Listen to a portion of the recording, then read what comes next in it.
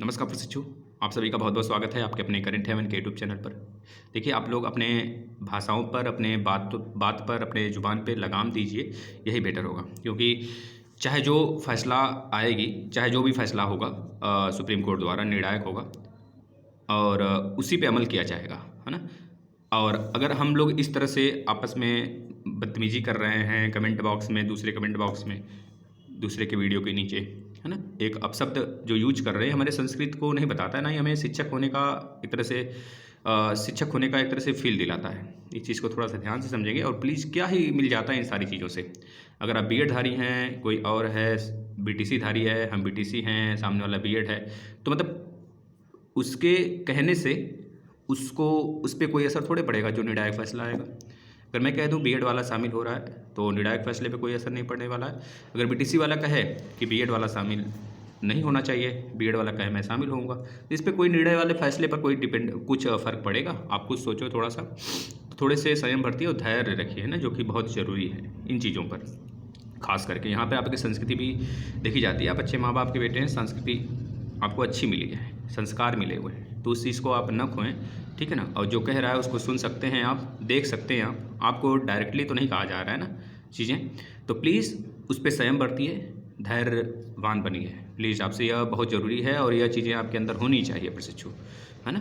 धैर्य बहुत ज़रूरी है। देखिए, जो चीज़ें हैं मैं आपके समक्ष रखना चाहूँगा एक बार फिर सुपर टेट के विषय में बात करूँगा थोड़ा सा। कुछ जिलों के अंदर जो डिस्कवरी चल रही है, मतलब एक तरह से जो आदेश जारी किया गया है कि भाई सुपर टेट के अंदर जितनी भी रिक्तियाँ हैं, मतलब जितनी भी प्राथमिक में रिक्तियाँ हैं और जो प्रमोशन हो रहे हैं उसके बाद रिक्तियाँ कितनी होंगी, इसका पूरा मुझे ब्यौरा चाहिए। हर एक जो आपके शिक्षा अधिकारी हैं हर जिले के, उनके द्वारा मांगा गया है, शासन से मांगा गया है ब्यौरा। अब देखना यह है कि कब तक वो ब्यौरा दे देते हैं। 1-2 जिले का मैंने एक वीडियो भी बनाया था जिसमें कि 2-3 जिले में, और आज आपको बता देता हूँ, ठीक है ना। जैसे बनारस में काफ़ी ज़्यादा, लगभग 7 से 8, मतलब कि लगभग कह लीजिए कि 1300-1400 के आसपास, 1500 के आसपास में मान लीजिए, यहाँ पे भी सीटें खाली हैं प्राथमिक के लिए।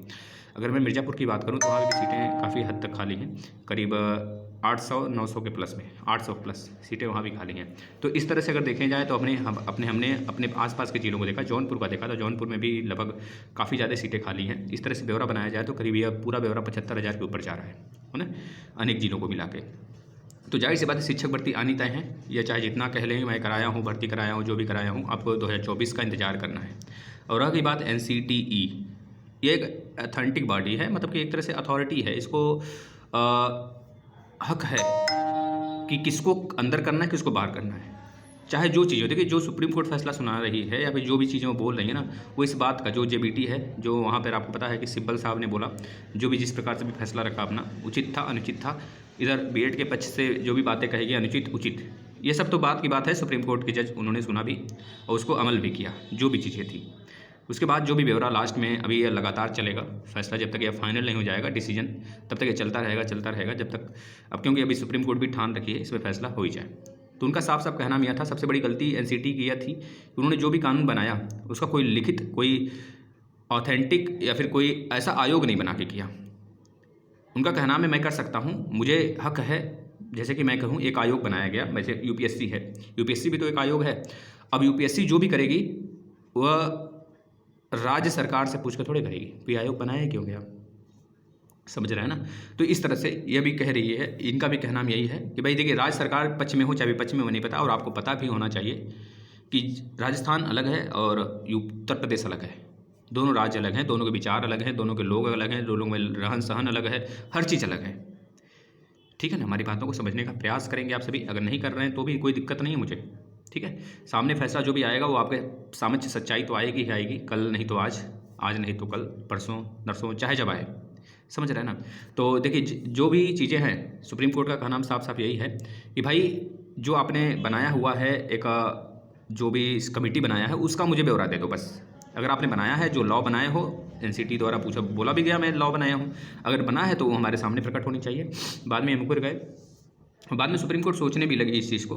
आपको मैंने कल भी बताया था, डिस्कस किया था कि भाई अगर बीएड हायर एजुकेशन है ना, मुझे पता है कि बहुत सारे इसमें कटाक्ष करेंगे बच्चे, कहेंगे कि सर मुझे भी बीटीसी वालों को भी, हम बीटीसी वालों को भी एक तरह से टीजीटी में भी मौका दिया जाए। तो जाहिर सी बात है उनको भी मिलना चाहिए, उस योग्य है। यह भी चीज़ें सामने पटल पर रखनी चाहिए, है ना। तो देखिए जो भी चीज़ें होंगी प्रशिक्षु आपस में लड़ झगड़ कर नहीं, आपको यह सोचना है कि देखिए भाई सुपर टेट आ रहा है, हमें अपने तरीके से पहली बात अपना प्रयास करते रहना, सुपर टेट के लिए रगड़ना है। और जो चीज़ें होंगी वह तो दोनों के हित के लिए होंगी, इतना जान में रख लेना आप सभी, क्योंकि सुप्रीम कोर्ट के पास जो भी फैसला जाता है फाइनली डिसीजन तक ही पहुँच कर आता है। तो प्लीज़ आपसे रिक्वेस्ट है इन सब बातों पर थोड़ा सा बचें और अपनी जो योग्यताएं हैं, है ना, उसको व्यर्थ न जाने दें। उस योग्यता को अपने एक सही जगह लगाएं जिससे कि उससे कुछ हमें अर्निंग हो सके, मुझे कुछ लाभ मिल सके, प्रॉफिट हो सके, है ना। तो प्लीज़ आपसे रिक्वेस्ट है प्रैक्टिस जारी रखिएगा अपना। और आप सभी को मैं आगाह कर देता हूँ, आप सभी के यूपी टेट के सारे क्लासेस मैंने फिनिश कर दिया है। आप चाहें तो प्ले लिस्ट में आके देख सकते हैं। एक 12 बजे क्लास चलता है बेसिक क्लास मैथ का, उसको फॉलो कर सकते हैं। एक 9:30 बजे डेली क्लास हिंदी का चलता है प्रैक्टिस सेशन, उसे फॉलो कर सकते हैं। ठीक है, आप सभी से रिक्वेस्ट है कि ऐसी बातें नहीं उछालनी है क्योंकि आप एक संस्कारी व्यक्तित्व वाले हैं। और रह गई बात आपके वजह से किसी की भावनाओं को ठोस नहीं पहुंचना चाहिए, ये एक शिक्षक का कर्तव्य होता है ना। अगर आप शिक्षक बनना चाहते हैं तो पहले उस योग्य को, उस चीज़ को फील करिए, है ना। मैं इस वजह से बोल रहा हूँ भाई, इतना ज़्यादा कमेंट एक मतलब 4 5 6 7 लोग मिलकर, है ना, एक बच्ची भी थी, 2 बच्चियाँ भी थी उसमें, मतलब इस तरह से गाली गलौज चल रहा है कि पूछो मत। फिर उसमें 2-3 बीएड वाले भी थे और डीएलएड वाले भी थे। फिर उसको मैंने डिलीट किया, उस कमेंट को, अच्छा नहीं लगा मुझे।